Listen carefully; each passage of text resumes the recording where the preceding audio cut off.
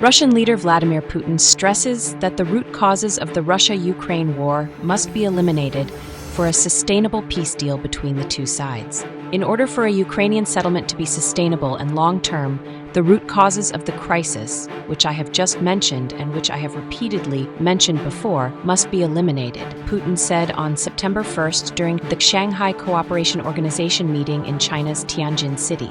Putin said the crisis in Ukraine was partly due to the West's constant attempts to drag Ukraine into NATO, which he said poses a direct threat to Russia's security. Prior to Russia's invasion of Ukraine in February 2022, tensions escalated after Ukraine's President Volodymyr Zelensky pushed for Ukraine to join NATO.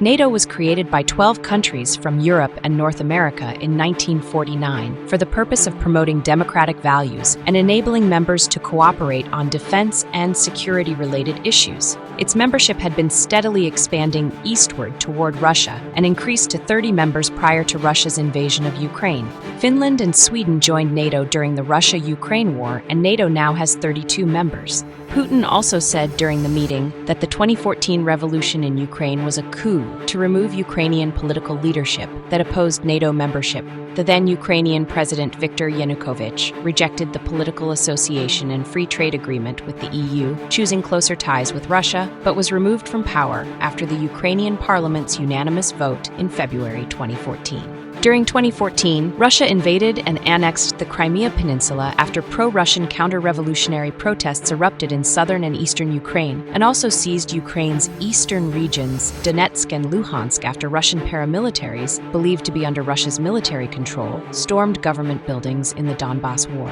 After Russia's attack in 2014, Ukraine has increasingly sought NATO membership. The EU has been providing economic, humanitarian, and military support to Ukraine in its fight against Russia. The Kremlin has accused Europe of expanding NATO membership to wage a war against Russia. NATO is not at war with Russia and is not party to the war Russia is waging on Ukraine. NATO supports Ukraine in its right to self-defense, as enshrined in the UN Charter, NATO said in its website.